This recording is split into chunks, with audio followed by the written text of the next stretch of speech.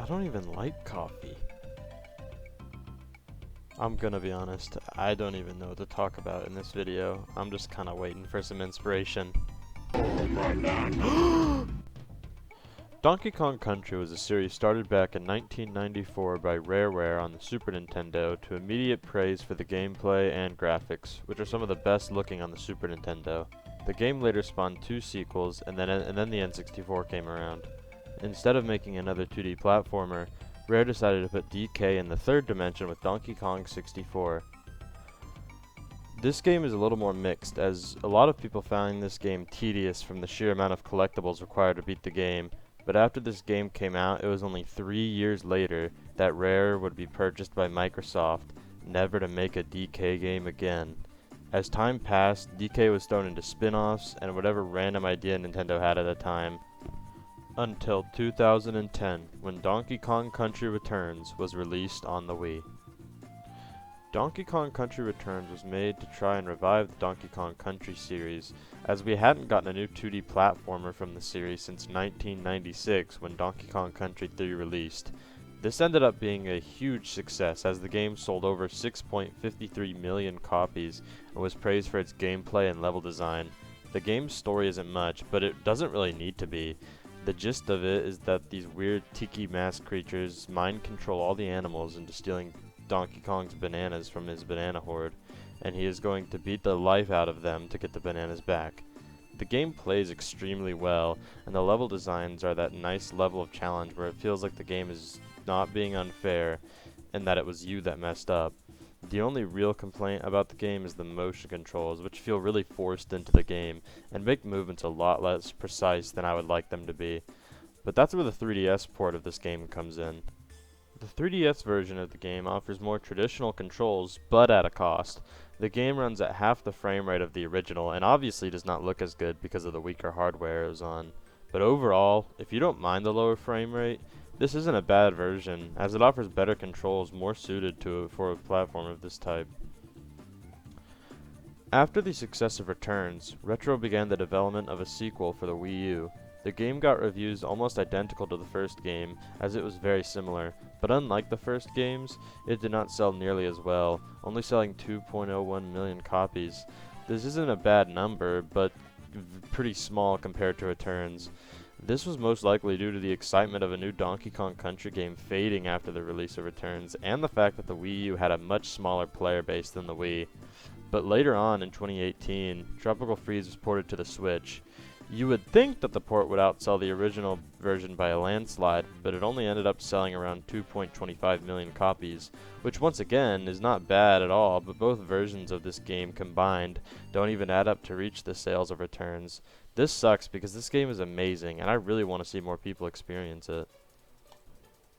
The game starts out on Donkey Kong Island, where we see the Kong celebrating DK's birthday with a pretty good looking banana cake.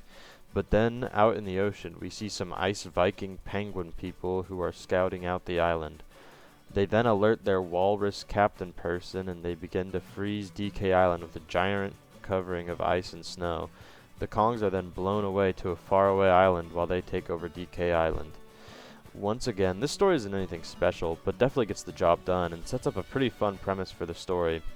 You would think that this would mean that all the levels are ice themed, but that isn't true at all, as this game takes you through many different and fun locations before you arrive at the frost-covered island.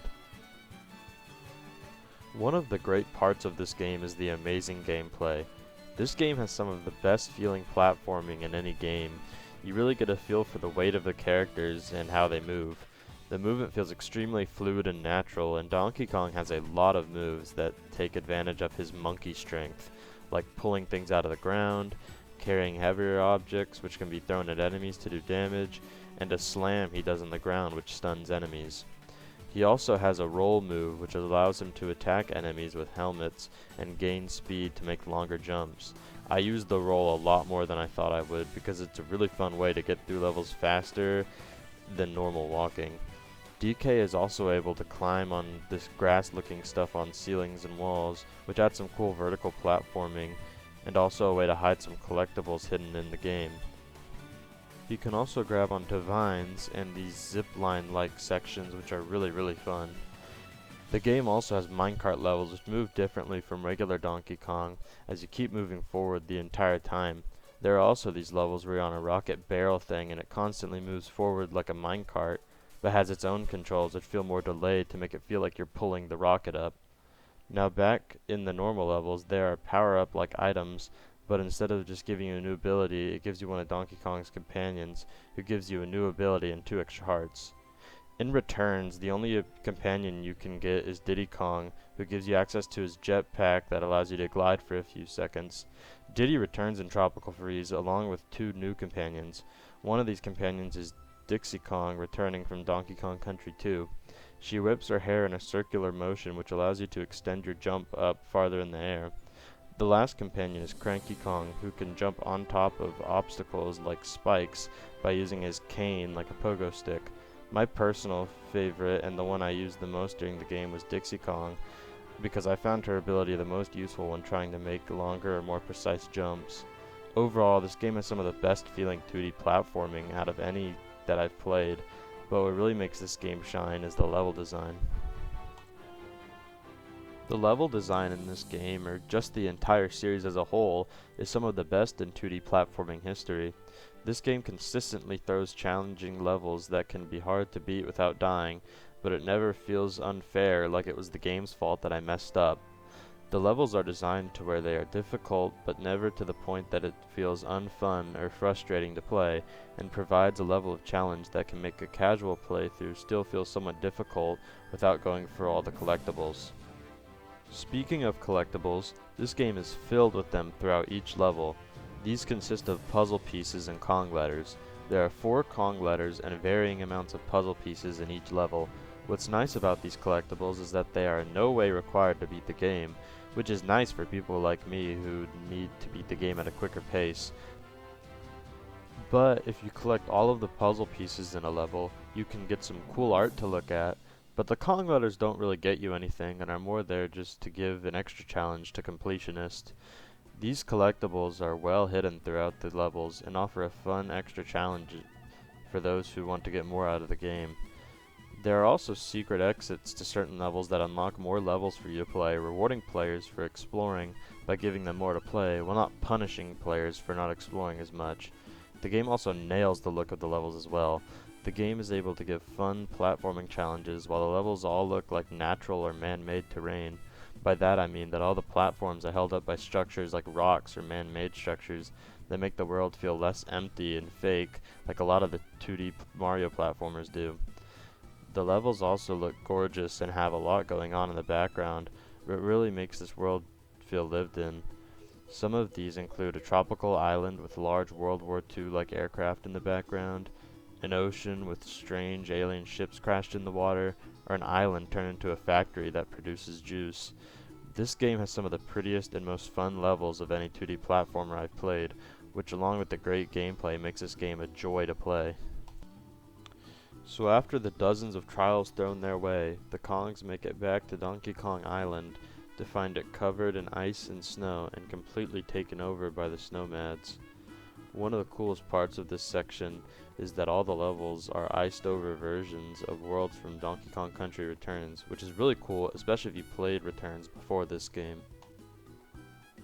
You then make it to the final boss against the Walrus guy, which is pretty fun and difficult.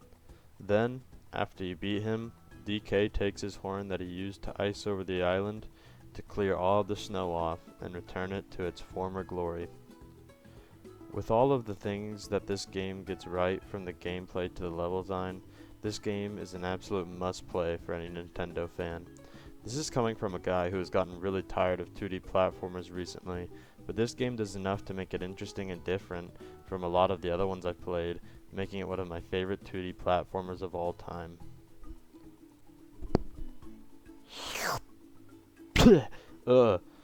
Yeah, still don't like it.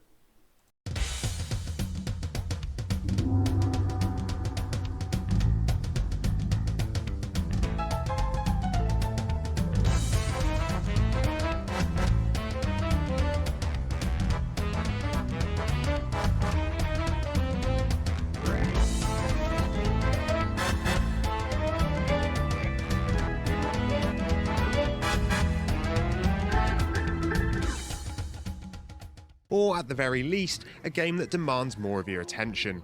As it stands, this is a fun but thoroughly uninspired entry to the Donkey Kong series.